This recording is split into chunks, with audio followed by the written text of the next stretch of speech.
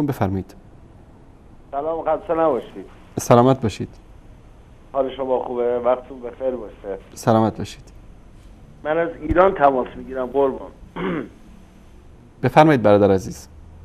من یک دانشجو هستم، بعد اهل هیچ برنامه‌ای نیستم، یک شیعه هستم، یک شیعه خالص. یه سوالی داشتم. آیا انصاری خودتون هستید دیگه، درسته؟ بله برادر عزیز، بفرمایید. من این سوالو داشتم، چرا مسلمان‌ها چرا با هم اتحاد نمیشن؟ مشکلشون چیه؟ ببینید من یک دانشجو هستم. درست. الان من صدای شما رو ندارم آیا انصاری؟ من صدای شما رو دارم، بفرمایید. بله، من صحبت میکنم، بعد از قطع کردن فقط من جواب میخوام. باش. من یه آذری ایرانی هستم، کشورم هم خیلی دوست دارم، به همه‌شون هم احترام میذارم، حتی رهبرم خیلی دوستشون دارم. خب فقط این سوال از شما دارم آقای انصاری، چرا مسلمون ها چرا به یکدیگه اهمیت نمیدن؟ چرا به هم دیگه احترام نمیذارن؟ چرا یه شکل واحدی رو تشکیل نمیدن؟ من سوالم فقط همینه. واسه من سخته یه بچه رو جلو چشمای آدم بگیرن سر ببرن یا اذیت کنن یا آزار برسونن یا یه جنازه یه بچه رو از زیر آوار در بیارن، فقط به عنوان یک انسان. ما انسانیم. درست. ما فقط یک انسانیم. میخواستم ببینم چرا و چگونه میشه این مشکلات رو برطرف کرد. درست. باشه، چشم. ببینید الان شما نگاه کنید آقای انصاری، این همه کینه‌توزیایی که از کشورهای دور و بر به ما میشه و این همه حرفایی که واقعا واسه ما آدما، ما یک ایرانی هستیم، خب درست. واسه ما سخته آقای انصاری، هضم نمیشه این حرفا. ما چطور میشه عزیزانمون تو عربستان اونطوری باید از بین برن؟ برای چی؟ برای چی؟ من فقط میخوام بدونم برای چی. دست شما در نکنه. تشکر از شما. زنده باشید. تشکر. ممنونم. مرسی. خدا نگهدار شما. خدا نگهدار شما. ببینید برادر عزیز بزرگوار، همین آیه‌ای که من لحظات قبل از سوره حجرات خدمتتون نشون دادم، الله سبحانه و تعالی میگه که انما المؤمنون اخوه، مؤمنین برادران یکدیگر هستند. الله سبحانه و تعالی وقتی که قرآن کریم رو برای ما نازل کرد، یک اصلی رو قرار داد که قبلا در ادیان گذشته، در ایدئولوژی های گذشته، در افکار گذشته وجود نداشت و اون اصل اخوت بین انسان ها بود. همون آیه‌ای که لحظات پیش خدمتتون خوندم که الله سبحانه و تعالی میگه که یا ایها الناس انا خلقناکم من ذکر و انثی و جعلناکم شعوبا و قبایل لتعارفوا ان اکرمکم عند الله اتقاکم. یک معیار قرار داد، بهترین شما در نزد الله سبحانه و تعالی پرهیزگارترین شماست. همه شما با هم برادرید. ما یا برادر هستیم در انسانیت، آمریکایی، اروپایی، کافر، مسلمان، همه با هم در نژاد برادرن، همه نسلشون برمیگرده به آدم. فکر نکنید که مثلا اون آمریکایی یا یهودی یا اون آتش پرست یا اون بودایی یا اون گاو پرست هندو، همه اینها اصلشون برمیگرده به آدم علیه السلام. ما یک اصل مشترک در اینجا داریم به عنوان انسانیت. به خاطر همین در قرآن کریم شما چند نوع خطاب میبینید. یا ایها الناس، یا ایها الذین آمنو. یا ایها الناس خطاب بین المللی است به همه انسان ها.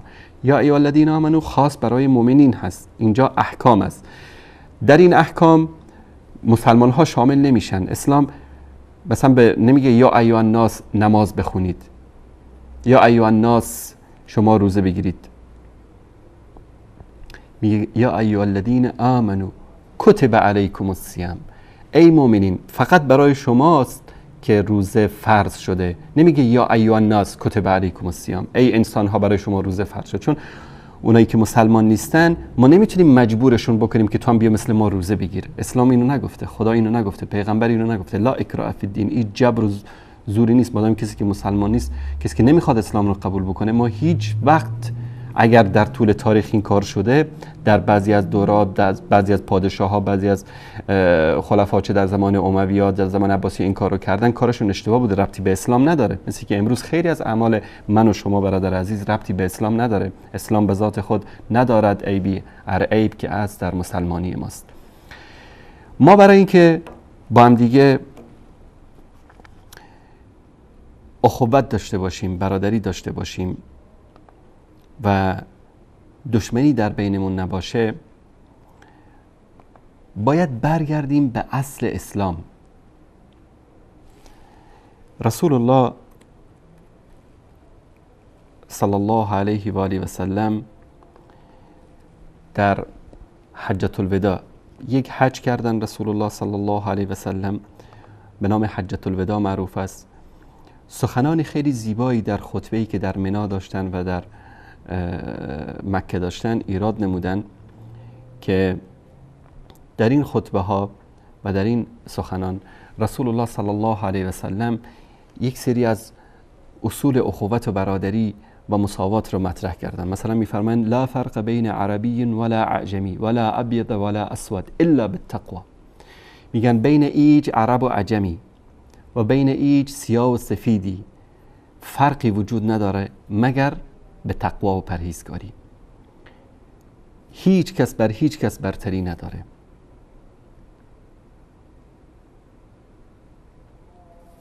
قرآن کریم و سنت رسول الله صلی الله علیه و سلم این پایه و اساس اخوت و برادری رو در بین انسان ها قرار داده. دلیلی که امروز مسلمان ها به جان هم دیگه افتادن دوری از قرآن و سنت است. ما در زمان رسول الله، در زمان خلفای راشدین، در زمان حکومت های اسلامی که وجود داشته که پابند قرآن و سنت بودن، هیچ وقت این مصیبت ها و مشکلاتی که امروز دامنگیر ما شده نداریم. شما تصور بکنید چرا امروز مسلمان ها با هم دیگه درگیرن. همین مملکت ایران، سران دین و مذهب شما آیات اعظام و حجج اسلام بدون استثناء، بعضیاشون ظاهر میشن در شبکه‌هاش این حرفا رو میزنن، بعضیاشون در خفا این حرفا رو میزنن و اونی که در شبکه‌ها و در منبر این حرفا رو نمیزنه کتاباشو برید ببینید حتما این مسائل توش هست. میان به بهترین انسان‌ها در نزد ما اهل سنت توهین میکنن. به ابوبکر صدیق، عمر فاروق، عثمان ذوالنورین، ام المؤمنین عایشه صدیقه بدترین الفاظ زشت و رکیک رو نسبت میدن. از کلینی و مجلسی گرفته تا خمینی.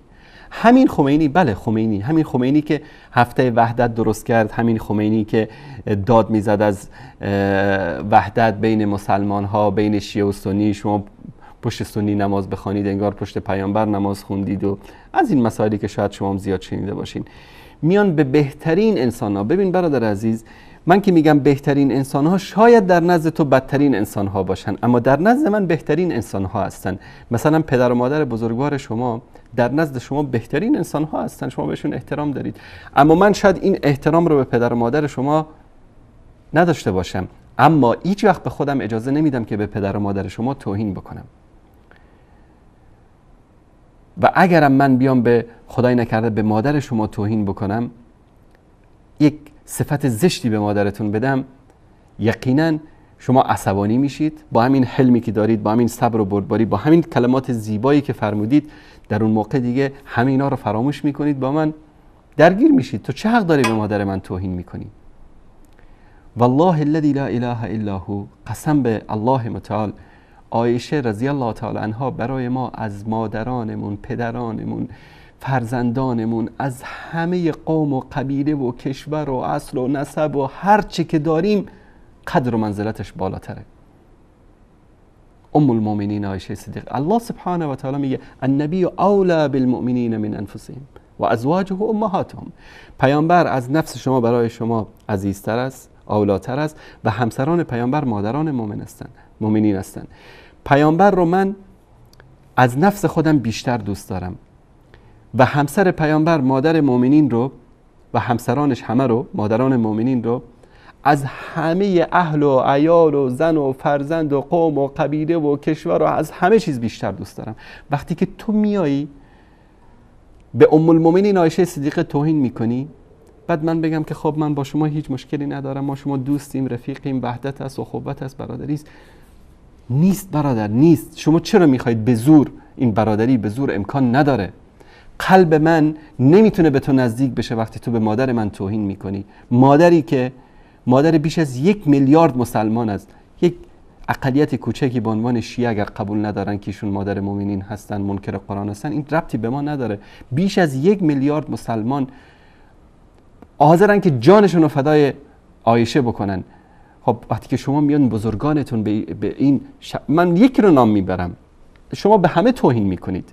اگر شما نکنید این از اخلاق و بزرگواری شماست، اما علمای شما، دین شما، اصل دینتون بر این است، پایه و اساس دینتون بر توهین به خلفای راشدین، به امهات المؤمنین است. چطور توقع دارید که ما با شما برادر باشیم؟ من به عنوان مثال همین خمینی چون ذکرشو کردم، چون اگر بگیم والا کلینی گفته، مجلسی گفته، جزایری گفته، این گفته، شیخ مفید گفته، خب اینو میگن اینا گذشته ها بودن، حالا غلطی کردن، به ما ربطی نداره. همین خمینی که این همه جمهوری اسلامی و داد از اسلام و اخوت و برادری میزنه، همین خمینی میاد به ام المؤمنین عایشه صدیقه رو چه توهین میکنه. اگر باور نمیشه برادر عزیز بزرگوار، در بازار هست، برو کتاب الطهاره جلد 3 تالیف الفقیه المحقق آیت الله العظمی الامام الخمینی، مؤسسه تنظیم و نشر آثار امام خمینی هم این کتاب رو چاپ کرده.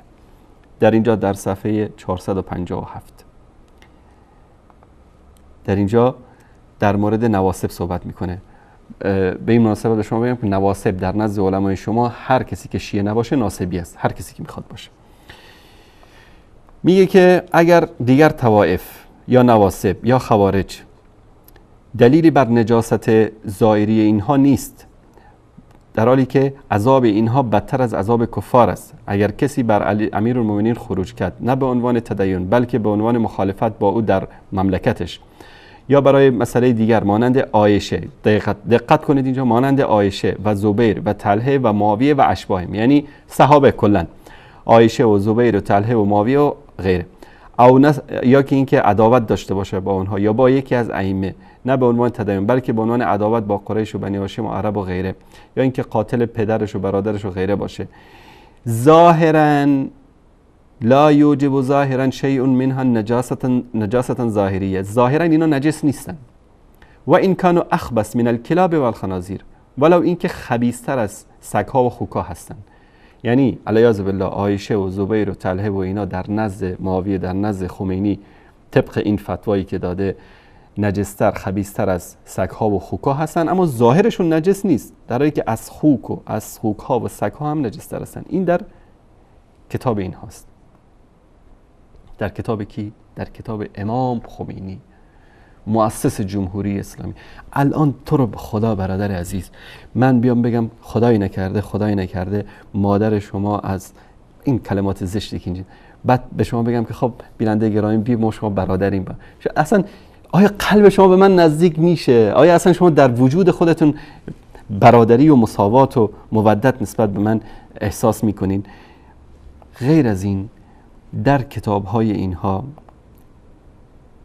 یعنی ما میگیم که ما قرآنمون، سنتمون، پیامبرمون، همه اینا اساس وحدت هستن، بیایید بر این اساس با هم دیگه وحدت بکنیم، در حالی که اینها در کتاب‌هاشون، این کتاب الانوار النعمانی است، احمد جان نشان بده، الانوار النعمانی سید نعمت الله جزاری، که همین آقای خامنه‌ای شما هر سال سالگردشون رو برگزار میکنه و خودش هم رسما پیام میده، صفحه 278 جلد 2. در اینجا بعد از اینکه اختلافات بین شیعه و سنی رو ذکر میکنه، در آخر میاد نتیجه میگیره. والحاصل نتیجه چی شد؟ اینا لم نجتمع معهم علی اله، خدای ما و اهل سنت یکی نیست، ولا علی نبی یعنی پیامبر ما و اهل سنت یکی نیست، ولا علی امام ما هم یکی نیست. و ذلك به این چرا؟ چون که انهم یقول ان ربهم هو الذي كان محمد صلی الله علیه و سلم نبیه و خلیفته بعد و ابوبکر، به خاطر این که میگن که خدای اونها کسی است که محمد صلی الله علیه و سلم پیامبرش است و خلیفش ابوبکر است. و نحن و ما یعنی شیعیان لا نقول بعد الرب، این خدا رو قبول نداریم، ولا بذلك النبی، این نبی رو هم قبول نداریم، بل نقول، بلکه میگوییم ان رب الذي خلیفه نبی ابوبکر لیس ربنا ولا ذلك النبی نبینا، خدایی که خلیفه پیامبرش ابوبکر باشه، این خدا خدای ما نیست و این پیامبر ما نیست. حالا شما بید عداوت دشمنی رو در بین مسلمان ها و انسان ها ما اهل سنت ایجاد کردیم، یا علمای شما، یا دین شما، یا مذهب شما؟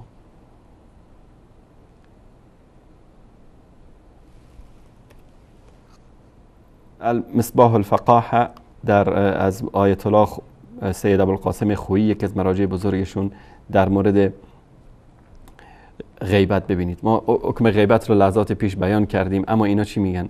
اگر کسی انکار بکنه یکی از امامان را، جازت غیبتو للوجوه، غیبتش جایز است.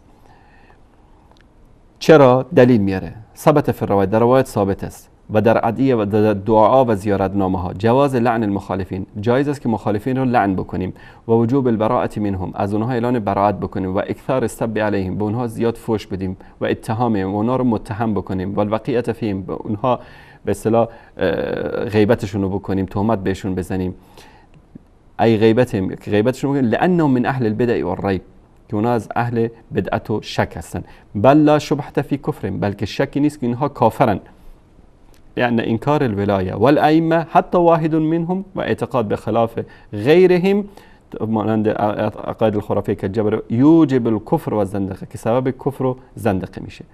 این در کتاب های شما هست که در این مورد اومده. در مورد اقوام، در مورد ما اینجا آیات سوره حجرات رو وقتی خدمت شما میخوندم، در مورد تمسخر کردن، توهین کردن به اقوام و قبایل مختلف صحبت میکردیم. در کتاب های اینها پر هست از اهانت به اقوام و قبایل مختلف. کتاب کافی صحیح ترین کتاب در نزد شما شیعیان است. شاید شما برادر عزیز بگید نه من این خرافات رو قبول ندارم، من دست شما رو میفشارم، پیشانی شما رو میبوسم، میگم شما برادر مؤمن و مسلمان من هستید، اگر شرک به الله سبحانه و تعالی نیارید از اهل بهشت و ان شاء الله مورد رحمت و مغفرت الله قرار میگیرید. شما شاید بگید من این چیزا رو قبول ندارم، اما این کتاب های شماست، دین شما بر اساس این بنا شده، این ولایت و امامتی که بهش اعتقاد دارید از این کتاب ها ثابت شده. اگر این کتاب ها رو، این مطالب رو قبول ندارید، یعنی شما امامت و ولایت و علی و فاطمه و اهل بیت علیهم السلام رو هیچ کار قبول ندارید، امامتشون رو، چون اینا از طریق همین کتاب ها ثابت شده. این کتاب کافی است، صفحه دومش، اینم سال چاپش، از این کتاب های بسیار معروفشون هست. در این کتاب در مورد اقوام و قبایل مختلف صحبت میکنه. ببینید در اینجا یک روایتی دارن.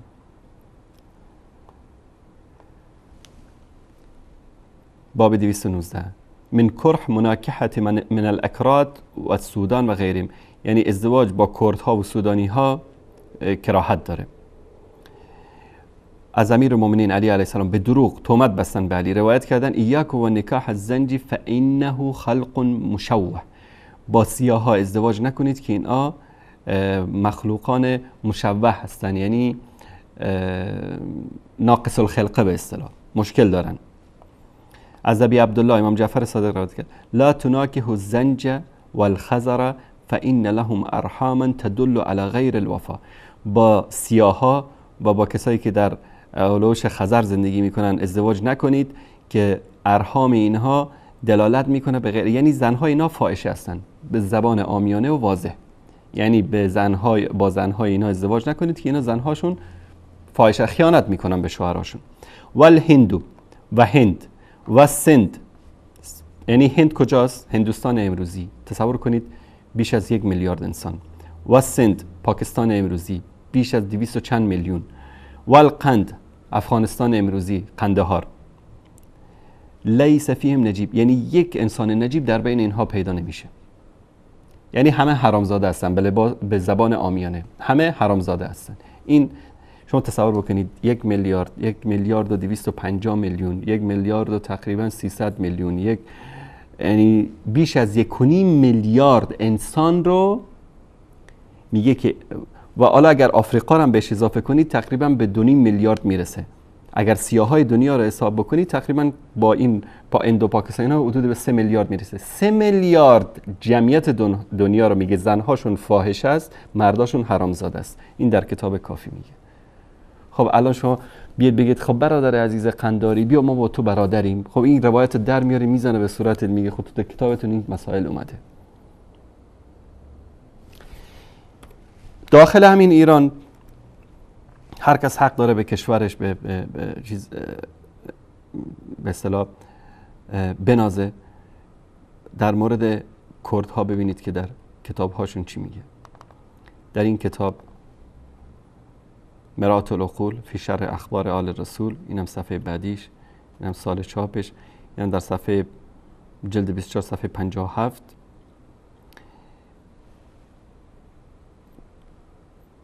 در احمد ابن ابی عبدالله غیر انه کتب الیه یسأل عن الاکراد، در ایشون نوشتن در مورد اکراد پرسیدن در نامه، فکتب الیه لا تنبهوهم الا بحد السیف، اینها هوشیار نمیشن الا به ضرب شمشیر، یعنی کشته بشن. کردها رو باید کشت. امروز این کلبرای بیچاره کرد رو روزانه میکشن. همین دیروز 4 نفرشون رو از بالای دره پرت کردن پایین، بیچاره به خاطر یک یخچال، به خاطر یک تیکه لوازم برقی که بیاره اونو بفروشه و صد رمق اطفالش رو بکنه، کودکانش رو بکنه، بیچاره رو گرفتن از بالای کوه پرتش کردن. به خاطر چی پرتش میکنن از بالای کوه؟ والله به خاطر دفاع از نظام جمهوری اسلامی نیست، به خاطر نفاذ قانون نیست، به خاطر که همون اجناس برقی که با خودش داره اون رو بگیرن غصب بکنن، خودش از بالای کوه میدن. 4 نفر از کلبران کرد همین دیروز انداختن و کشتن. در کتاب علل الشرایع، سلو اهل البیت، از اهل بیت بپرسید، از شیخ صدوقشون، این هم شناسنامش. از ابو عبدالله سألتو عندنا اقوام من الاکراد، پیش ما گروهی از کردا هستن، بیمیان پیش ما برای بیع و نبایع، میگه برای خرید و فروش میان، یا ربی لا تخالطهم، با اینها دوستی نکن، یعنی باشون رفت آمد نکن، فان الاکراد حی من الجن، اینا اصلا انسان نیستن، جن هستن، کشف الله عنهم الغطاء فلا تخالطهم، الله پرده از اینا برداشت، پس با اینا چی نکن، مراوده نکن، با اینها دوستی نکن.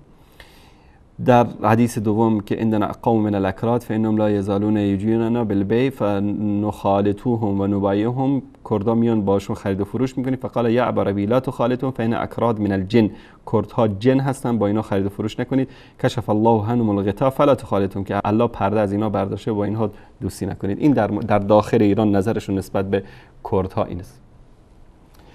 این در مورد کردها. در مورد سیاها، در مورد همین قضیه الان وجود داره در داخل ایران. شما تصور بکنید این روزنامه رسمی اینها است، احمد جان نشان بده، خبرگزاری فارس، پیوند عضو ایرانی به افاقنه امکان پذیر نیست.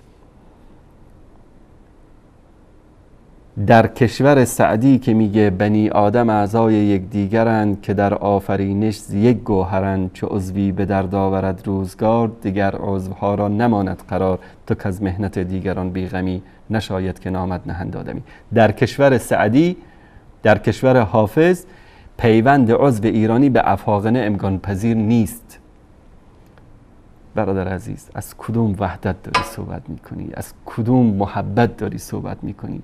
امروز در عراق مسلمان ها رو تیکه تیکه کردن، تفرقه انداختن، همین آخوندهای شما. امروز در سوریه بیش از 400,000 انسان رو قتل عام کردن، بیش از 30,000 کودک رو کشتن. به خاطر چی؟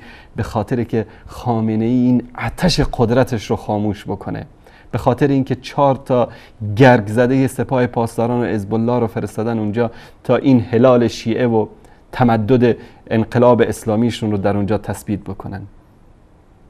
شما فکر میکنید ملت سوریه، مردم سوریه این جنایت های سربازان خامنه ای رو در سوریه فراموش میکنن؟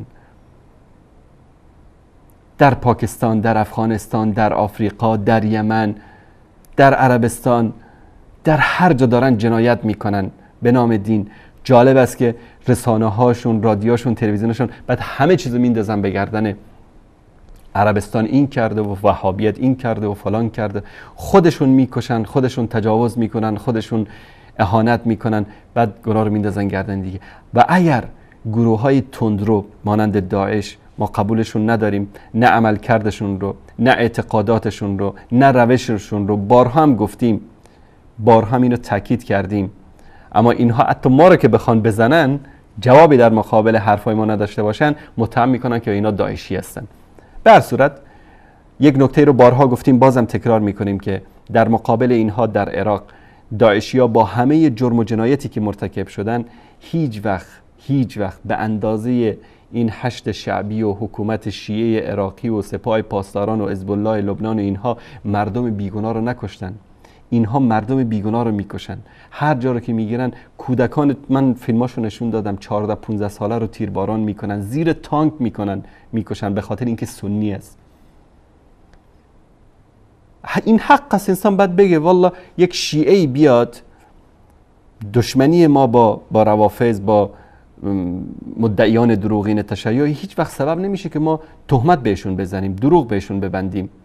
حق رو میگیم. اما جنایاتی رو که اینها دارن مرتکب میشن در سوریه و در عراق و در یمن، باور به خدا بکنید که اسرائیل در فلسطین در طول 70 و چند سال نکرده. برید از روز اشغال فلسطین تا همین الان آمار بگیرید که چند کودکای فلسطینی که در مقابل سربازان اسرائیلی با سنگ، با کوکتل مولوتوف، با اینها مقابله میکنن، چند تا اینها رو سربازای اشغالگر صهیونیستی به شهادت رساندن. در مقابل جنایات سپاه پاسداران ایران در سوریه عددی محسوب نمیشه. با گاز کلور کشتن، با بمب‌های آتش‌زا کشتن، با بمب‌های خوشه‌ای کشتن، اسرا را قتل عام کردن، به زنها در زندان‌ها، در خونه‌ها جلوی شوهراشون تجاوز کردن. شما تصور میکنید برادر عزیز که فردا ملت سوریه بیان بگن ما با ملت ایران برادریم؟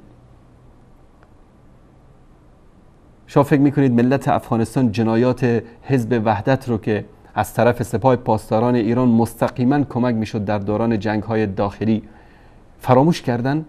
فراموش نکردن. امروز سکوت ملت افغانستان علامت این نیست که فراموش کردن. در همین مناطق کابل و پغمان زنهای اهل سنت رو در زیرزمینی‌های مراکز و قرارگاه‌های حزب وحدت شیعه طرفدار ایران لخت کرده بودن، بهشون تجاوز میکردن. روزی هم که از اون مناطق فرار کردن، سینه‌های زنها رو بریدن و رها کردن در اونجا.